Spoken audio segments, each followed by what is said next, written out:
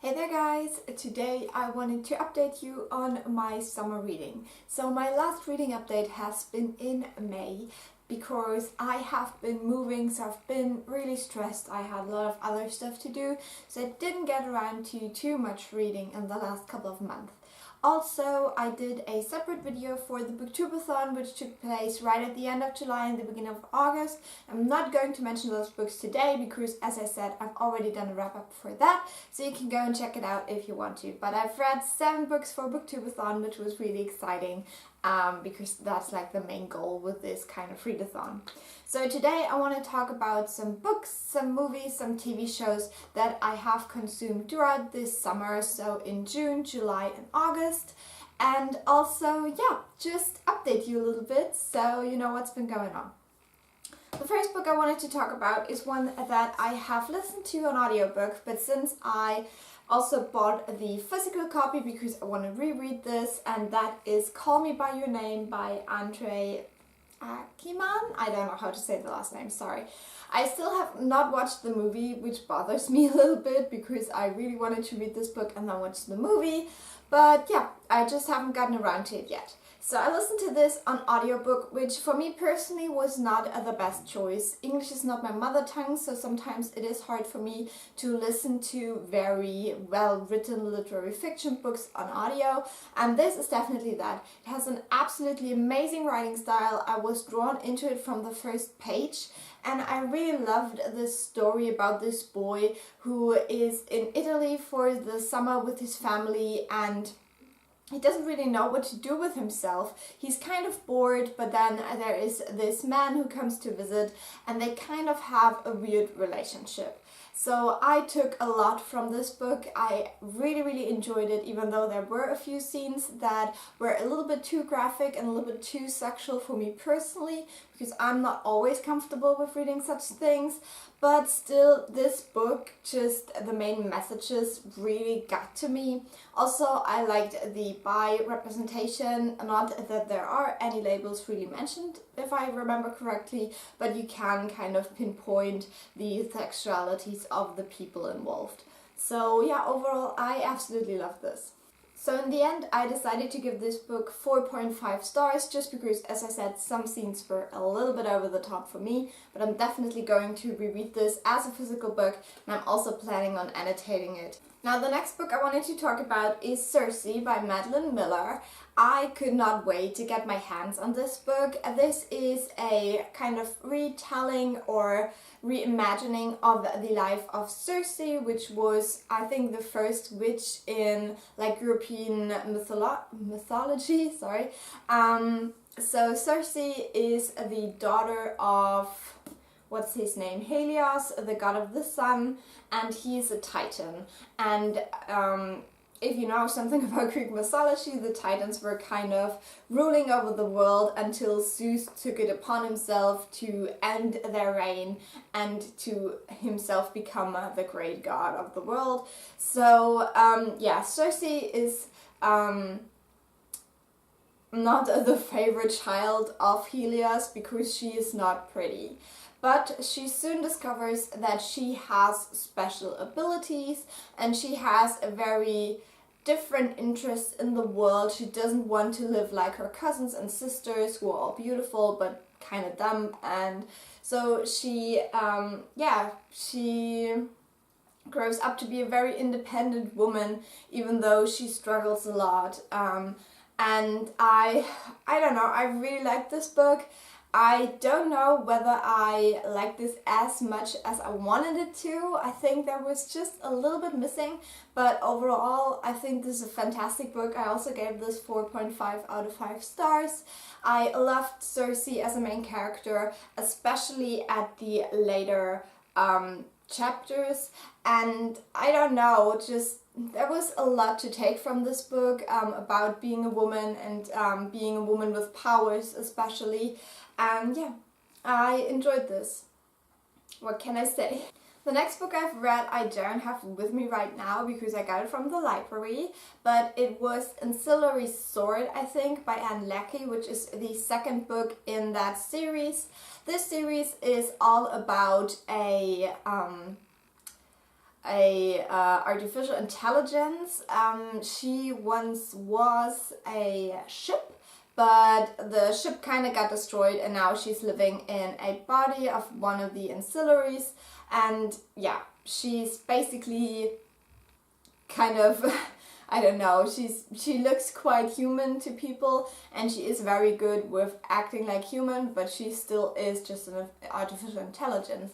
This world is super, super interesting because every person is referred to as she, which especially makes reading the German text interesting. And I read the German translation because we have a lot more words that are gendered, like every position has a female form or female version. So it's not like in English where you have like, I don't know, like a captain, you know, you also have like a female word for captain. So it changes a lot from, you know, language and stuff, which I think is super interesting because at the end of these books, they are quite big. It's very hard to start thinking in the male words again, which, yeah, it's just very interesting, and it shows you, you know, how much language can actually do to the way you think.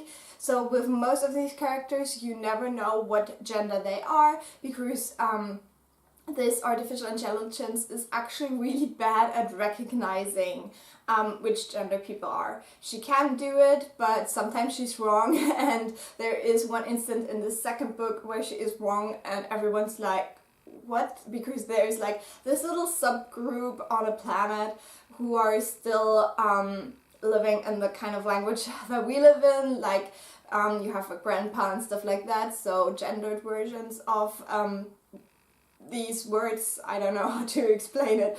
Yeah, so yeah, it's kind of funny because she's like, oh well, that must be your son, and everyone's looking at her like, nah, it's a daughter. So yeah, that's a very interesting perspective. Apart from that, it's very action-packed, and there's a lot of stuff going on. You have a lot of planets and systems and stuff like that. I found the first book to be much more difficult to wrap my head around. I think the second book is much easier to comprehend. Also, you already know the world, so you know what's going on. But I also felt like it was contained a little bit more. You weren't traveling as much and not seeing so much of this world at once, so I thought it was easier to follow. I really want to read the third and final book soon. I think they have it in the library here. I just have to get it and read it. And I think these are great books for winter, so I'm definitely looking forward to that. So I gave this second book 4 out of 5 stars. And if you're into sci-fi, I would highly recommend the series. I think Anne Leckie does amazing things. And then I wanted to mention Ponty. Ponty by Charlene Teo. I don't know how to say the last name, as always. So this is a book that I kind of bought expecting something completely different. I thought this would be more like a horror story, something dark and a little bit twisty, but it's not really. And it's been a while since I read this, so I might get a little bit confused. So we follow 3 women who have a connection, kind of, but we follow them through very different parts of their lives. So the first woman we follow is, let me see, I gotta check the names, I forgot those. So the first woman is Amisa. Amisa is a young girl. This all takes place in Singapore. And Amisa is a young girl who's living kind of on the outskirts of Singapore in the kind of 50s, I think. And her family is very poor. She has a lot of siblings, stuff like that. And she is the odd child. She likes to steal things, but she's very, very beautiful. So people are always a little bit iffy about her. And I love how this book matches my shirt. Sorry. So yeah, she's the oddball in the bunch. And so one day the family kind of decides that she can go into the city, and she there becomes a kind of movie star, but she's only playing one part in a movie trilogy. And this first movie she's starring in is called Ponty, and is about kind of an evil spirit that looks like a beautiful girl but eats men or something like that. So this is the first person we follow, kind of. The next person is her daughter Sue. Now Sue is also a very odd child. She mainly grew up without her father, but she is raised by her mom and then also someone she thinks is her aunt. And this aunt is doing kind of like psychic stuff. So yeah, Sue is very unpopular in school and stuff like that because she is a little bit odd. And she is obsessed with her mom's movie Ponty.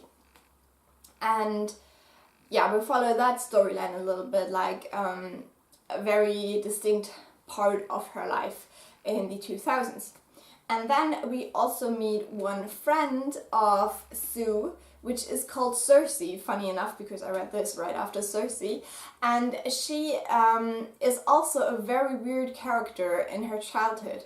And she meets Sue and they become friends, and we see that from Sue's perspective. But we then go over to Cersei's chapters when she is an adult and she's going through a divorce and she's working for a kind of for a company who's doing marketing, and they decided to do the marketing for a reboot of Ponty.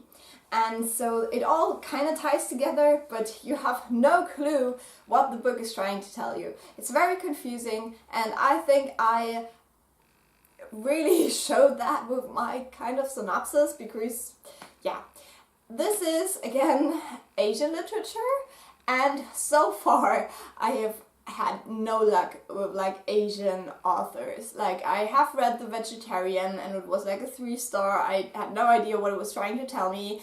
I've read The 100 Shadows or something like that, which is also Korean, I think. I had no idea what that book tried to tell me because probably I just don't know enough about the culture there. Now with Ponty, I did enjoy it more than those other books, but in the end, still had no idea what it tried to tell me, what the real story was. Like, we follow these 3 women, okay, but why? So in the end, I decided to give Ponty 3.5 stars. It is a very atmospheric read. I think this is great for autumn, but also for like late summertime, because it is generally very hot where these people are, and you kind of feel that through the page, but it's also a little bit chilling and creepy because, yeah, these people are just really weird people. So overall, I would recommend this. Just go into it knowing that it's a bit confusing, but very, very atmospheric. One other thing I quickly wanted to throw in there before I mentioned the last book that I've read is the movie Mother. I finally saw Mother. I wanted to see it when it was in cinemas. I had no chance to do that, so I did that right after Booktubeathon, and I freaking loved it. It is on Amazon Prime where I live, so maybe it is where you live too. I would highly recommend it if you've not seen it. Now, the thing with Mother is I did go into it completely blind. I've avoided all spoilers and everything, so I had no idea what this movie is about. And when I finished it, I had no idea what the movie was about. It's such a strange movie. So right after watching it, I was like, okay, now I gotta know. So I went onto YouTube and I googled like Mother Explained, watched one video. You basically need one sentence and it all makes sense, to quote The Great Gatsby. But yeah, it's amazing. Absolutely amazing. Yeah, so if you've seen Mother, let me know what you thought, because yeah, I think it's just fantastic movie, and I really want to rewatch it now that I know what it's about and can really pick up on all the hints, because I saw some of them and was like, that probably means something, but what? But I also have to say that, you know, the meaning of this is something that is very far from me, because I have nothing to do with all of that stuff. So yeah, that's probably why I didn't pick up on it, but it is done very well, and as soon as you know what you have to look out for, you'll definitely see it. And then the last book I wanted to mention is an audiobook that I've listened to again. And this is My Plain Jane, which is by, let me see, Jodie Ashton, Brody Meadows, and Cynthia Hand. Is that correct? I have my little cheat sheet here. So I loved My Lady Jane when I read it earlier this year, and I got really excited when I heard that there will be kind of a companion sequel book about Jane Eyre, which I loved when I read it last year or something like that.